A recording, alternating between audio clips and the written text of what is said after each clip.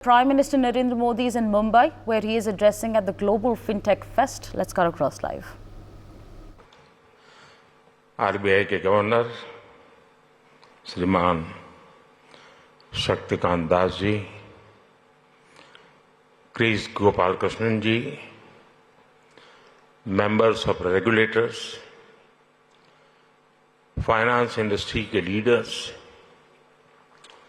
Fintech और startup world के मेरे साथी, अन्य सभी महानुभाव, देवी और सज्जनों, ये भारत में त्योहारों का मौसम है। अभी अभी जन्माष्टमी हमने मनाई है और खुशी देखिए, हमारी इकोनॉमी और हमारे मार्केट में भी उत्सव का माहौल है।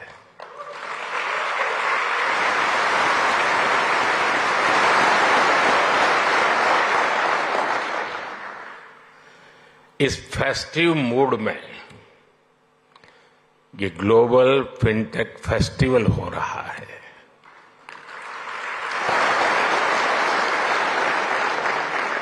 और वो भी सपनों की नगरी मुंबई में।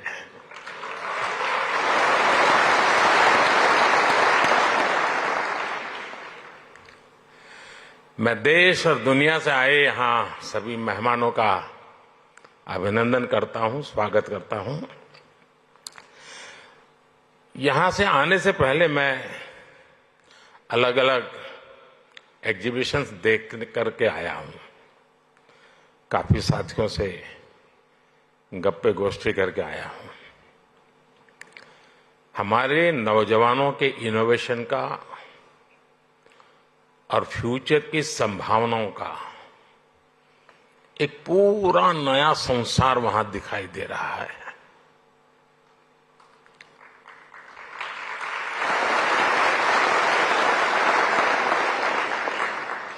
चलिए, आपके काम के लिए मैं शब्द बदलता हूं। एक पूरी नई दुनिया दिखाई दे रही है।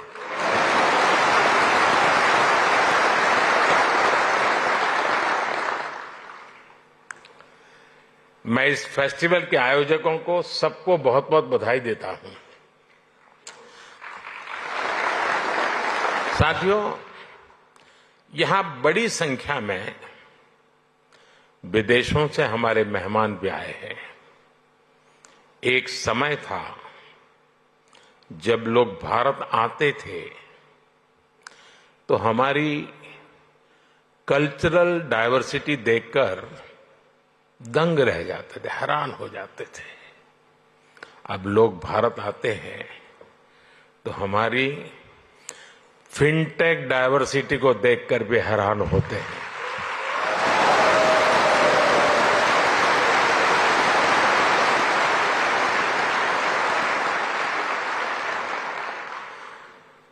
एयरपोर्ट पर लैंड करने से लेकर स्ट्रीट फूड और शॉपिंग एक्सपीरियंस तक भारत की फिनटेक क्रांति चारों तरफ दिखती है।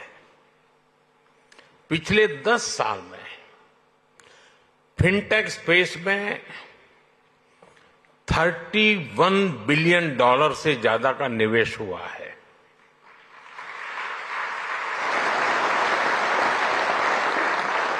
दस साल में हमारे फिनटेक स्टार्टअप्स में 500% वृद्धि हुई है।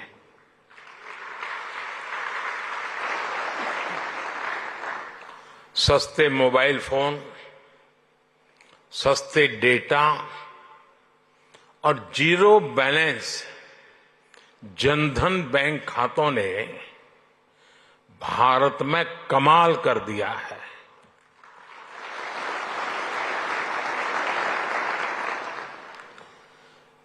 आपको याद होगा, कुछ लोग पहले पूछते थे, पार्लियामेंट में खड़े होकर के पूछते थे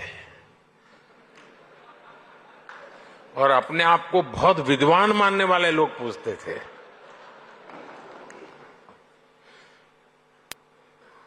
सरस्वती जब बुद्धि बांट रही थी तो वो रास्ते में पहले ही खड़े थे।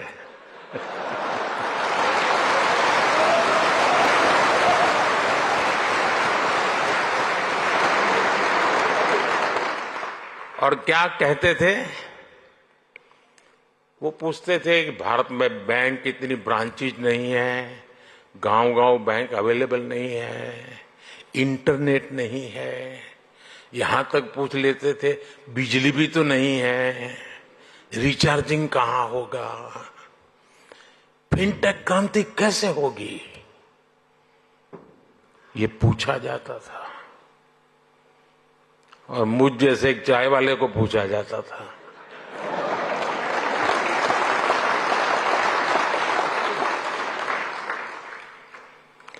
लेकिन आज देखिए, एक दशक में ही भारत में ब्रॉडबैंड यूजर 60 मिलियन यानी 6 करोड़ से बढ़कर 940 मिलियन यानी करीब 94 करोड़ हो गए।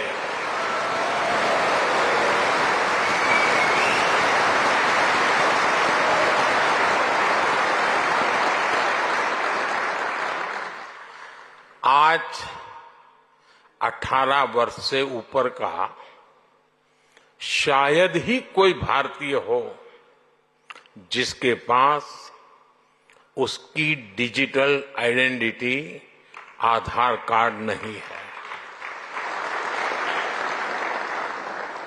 आज 530 मिलियन यानी 53 करोड़ से अधिक लोगों के पास जनधन बैंक खाते हो गए हैं। यानी 10 साल में हमने एक प्रकार से पूरी यूरोपियन यूनियन के बराबर आबादी को बैंकिंग सिस्टम से जोड़ा है।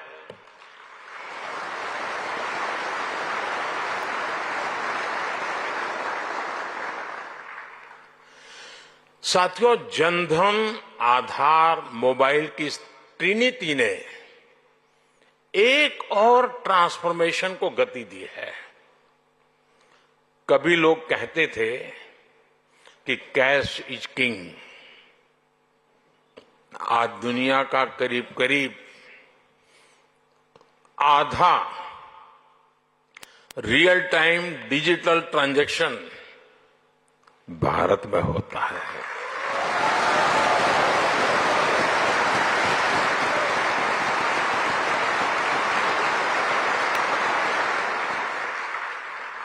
पूरी दुनिया में भारत का यूपीआई फिनटेक का बहुत बड़ा उदाहरण बन गया है।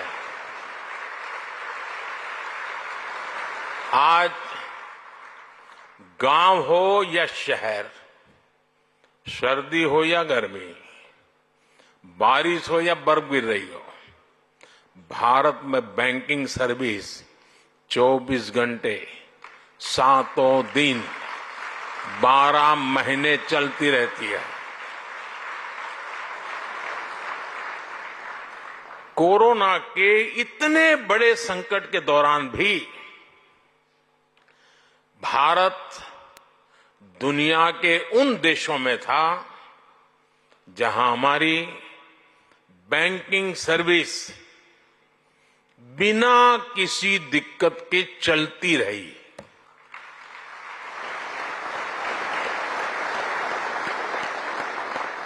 साथियों, अभी 2-3 दिन पहले ही जनधन योजना के 10 साल पूरे हुए हैं।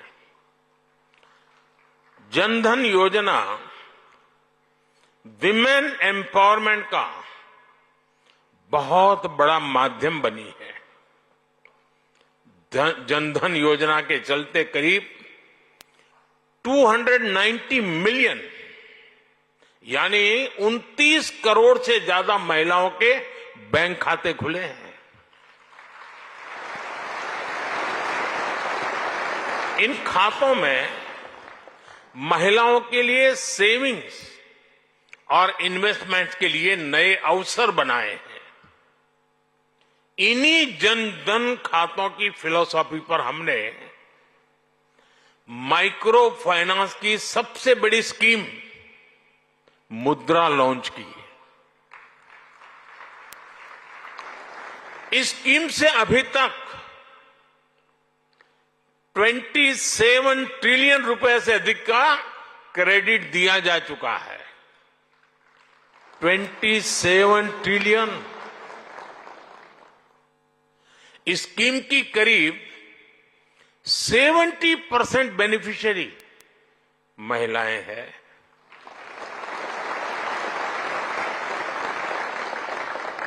जनधन खातों ने महिलाओं के सेल्फ हेल्प ग्रुप्स को भी बैंकिंग से जोड़ा।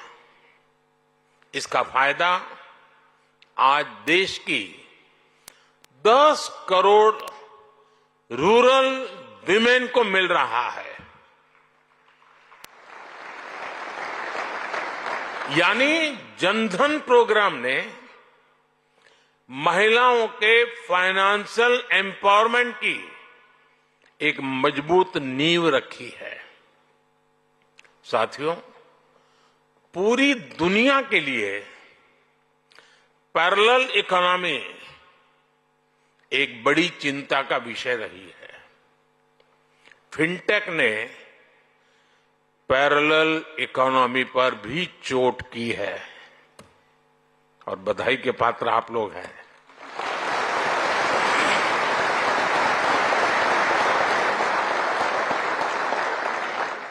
आपने ये भी देखा है कि कैसे हम भारत में डिजिटल टेक्नोलॉजी से ट्रांसपेरेंसी लेकर आए हैं। आज सरकार की सैकड़ों स्कीम्स के तहत डायरेक्ट बेनिफिट ट्रांसफर किया जाता है। इसमें सिस्टम से लीकेज बंद हुई है। आज लोगों को फॉर्मल सिस्टम से जुड़ने में अपना लाभ नजर आता है। साथियों, भारत में फिनटेक की वजह से जो ट्रांसफॉर्मेशन आया है वो सिर्फ टेक्नोलॉजी तक ही सीमित नहीं है। इसका सोशल इंपैक्ट बहुत व्यापक है। इससे गांव और शहर की खाई को ब्रीच करने में मदद मिली है। कभी हमारे यहां बैंक की सर्विस लेने में ही एक पूरा दिन लग जाता था। एक किसान के लिए, एक मछुआरे के लिए, एक मिडिल क्लास परिवार के लिए ये बहुत बड़ी मुसीबत थी। फिनटेक ने इस समस्या को दूर किया।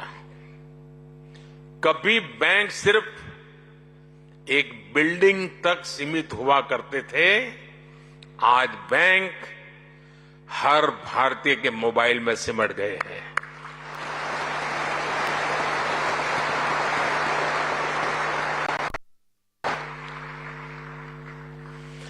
साथियों, फिनटेक ने फाइनेंशियल सर्विस को डेमोक्रेटिक बनाने में भी बड़ी भूमिका निभाई है।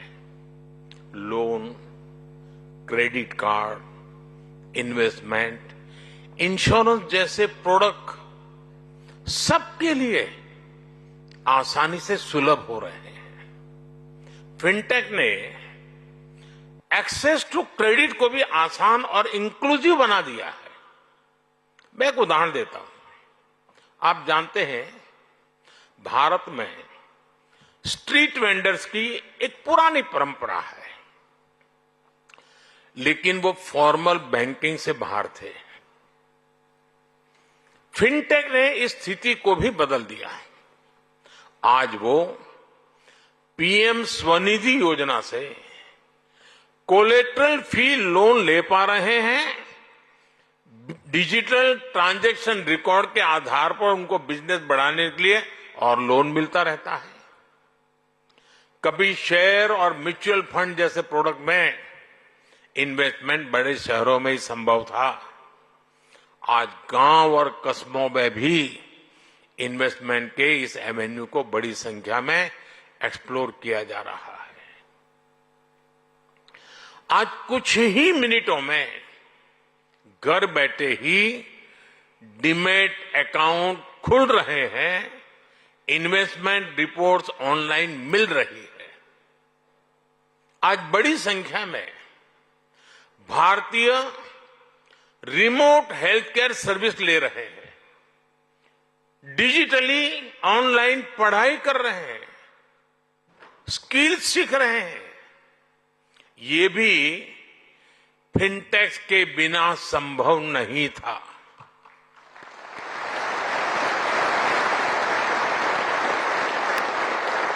यानी भारत की फिनटेक क्रांति dignity of life, quality of life, उसको बेहतर बनाने में भी बड़ा रोल निभा रही है।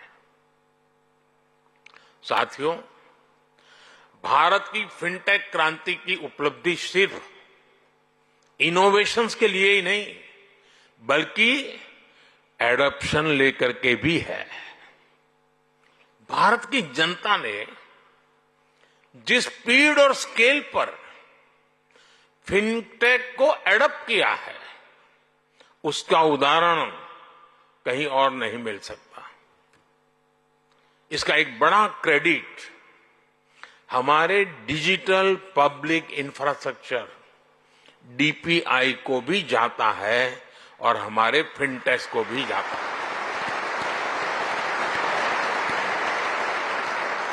देश में इस टेक्नोलॉजी को लेकर ट्रस्ट पैदा करने के लिए अद्भुत इनोवेशन किए गए हैं।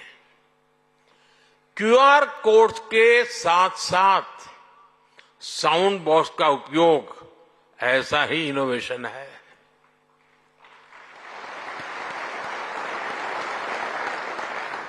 हमारे फिनटेक सेक्टर को सरकार के बैंक सखी कार्यक्रम का भी अध्ययन करना चाहिए। और मैं सब फिनटेक के वाले नौजवानों को कहना चाहता हूं, ये बैंक सखी है क्या? मैं अभी जलगांव आया था एक दिन, तो मैं ऐसी बैंक सखियों से मिला तो बड़े गर्व से कहते मैं एक दिन में 1.5 करोड़ रुपए का कारोबार करती हूं।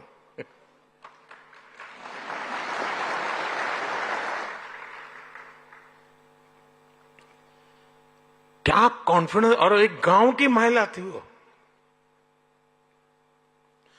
हमारी बेटियों ने गांव गांव में बैंकिंग को, डिजिटल अवेयरनेस को जिस प्रकार फैलाया है, उससे फिनटेक को एक नया बाजार मिला है।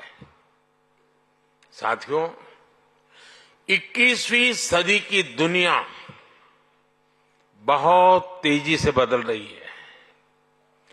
करेंसी से क्यूआर कोड तक की यात्रा में सदियां लग गई, लेकिन अब हर रोज हम नए इनोवेशन देख रहे हैं। डिजिटल ओनली बैंक्स और नियो बैंकिंग जैसे कंसेप्ट हमारे सामने हैं। डिजिटल ट्विंस जैसी टेक्नोलॉजी डेटा आधारित बैंकिंग को नेक्स्ट लेवल पर ले जा रही है। इससे रिस्क मैनेजमेंट, फ्रॉड डिटेक्शन और कस्टमर एक्सपीरियंस सब कुछ बदलने वाले हैं।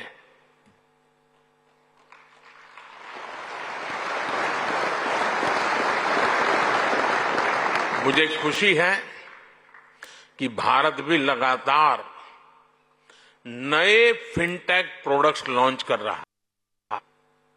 हम ऐसे प्रोडक्ट तैयार कर रहे हैं जो लोकल है, लेकिन उनकी एप्लीकेशन ग्लोबल है।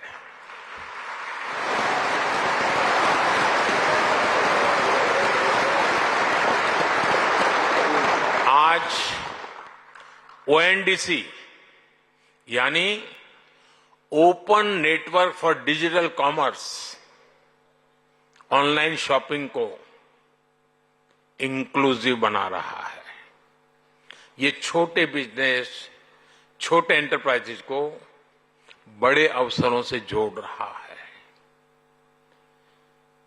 अकाउंट एग्रीगेटर्स लोगों और कंपनियों का कामकाज आसान करने के लिए डेटा को यूज कर रहे हैं। ट्रेड प्लेटफॉर्म की मदद से छोटी संस्थाओं की लिक्विडिटी और कैश फ्लो बेहतर हो रहे हैं। ई रूपी एक ऐसा डिजिटल वाउचर बना है जिसे कई रूपों में इस्तेमाल किया जा रहा है। भारत के ये प्रोडक्ट्स विश्व के दूसरे देशों के लिए भी उतने ही उपयोगी हैं। और इसी सोच के साथ हमने G20 प्रेसिडेंसी के दौरान global digital public infrastructure repository बनाने का प्रस्ताव रखा था, जिसे G20 मेंबर्स ने खुले दिल से स्वीकार किया था। मैं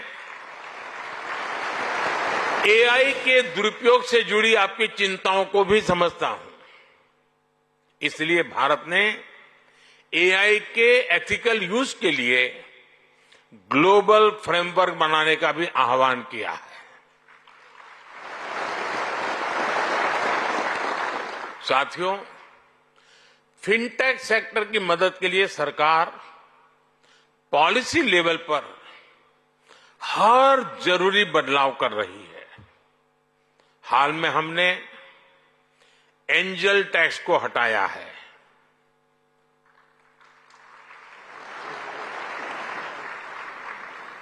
ठीक नहीं किया?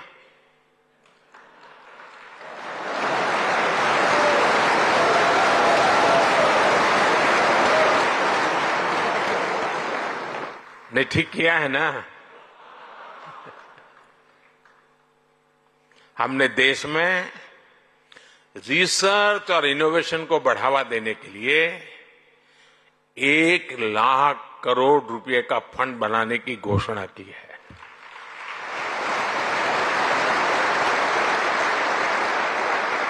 हमने डेटा प्रोटेक्शन कानून बनाया है। मेरी हमारे रेगुलेटर से भी कुछ अपेक्षाएं हैं। हमें साइबर फ्रॉड को रोकने के लिए और डिजिटल लिटरेसी के लिए और बड़े कदम उठाने होंगे।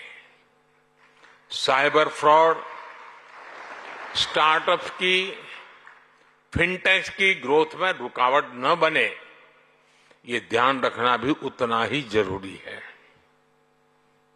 साथियों, पहले के जमाने में बैंक डूबने वाली है या बैंक डूबी है या डूब जाएगी, ये बात फैलते हुए इंपैक्ट होते होते 5-7 दिन निकल जाते थे। आज अगर किसी व्यवस्था में पता चला कि इस पर साइबर फ्रॉड है, 1 मिनट में मामला पूरा, वो कंपनी गई। फिनटेक के लिए बहुत जरूरी है। और साइबर सॉल्यूशन, उसका बाल मृत्यु बहुत जल्दी हो जाता है। कोई भी साइबर सॉल्यूशन निकालिए, उसका बेईमान लोग तोड़ निकालने में देर नहीं करते, तो उस सॉल्यूशन का बाल मृत्यु हो जाती है। फिर आपको नया सॉल्यूशन लेके आना पड़ता है। साथियों, आज सस्टेनेबल इकोनॉमिक ग्रोथ ये भारत की प्राथमिकता है। हम स्ट्रांग, ट्रांसपेरेंट और एफिशिएंट सिस्टम्स बना रहे हैं। हम फाइनेंशियल मार्केट्स को एडवांस टेक्नोलॉजीज और रेगुलेटरी फ्रेमवर्क से मजबूत कर रहे हैं। हम ग्रीन फाइनेंस से सस्टेनेबल ग्रोथ को सपोर्ट कर रहे हैं। हम फाइनेंशियल इंक्लूजन के उस इंक्लूजन के सैचुरेशन पर बल दे रहे हैं। मुझे विश्वास है भारत का फिनटेक इकोसिस्टम भारत के लोगों को क्वालिटी लाइफस्टाइल देने के मिशन में बहुत बड़ी भूमिका निभाएगा। मुझे विश्वास है भारत का फिनटेक इकोसिस्टम पूरी दुनिया की ईज ऑफ लिविंग बढ़ाएगा।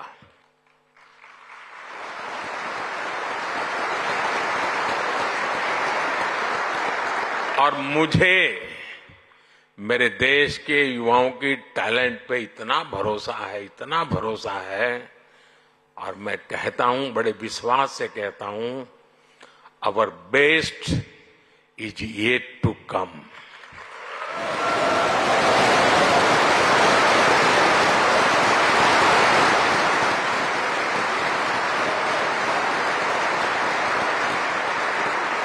ये आपका 5वां समारोह है ना, तो 10वें में मैं आऊंगा।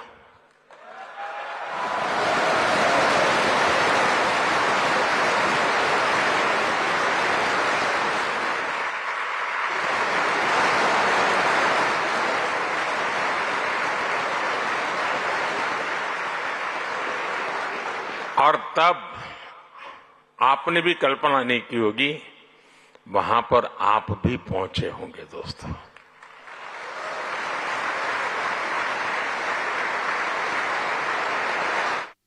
For more such videos, subscribe to the NewsX YouTube channel, hit the bell icon.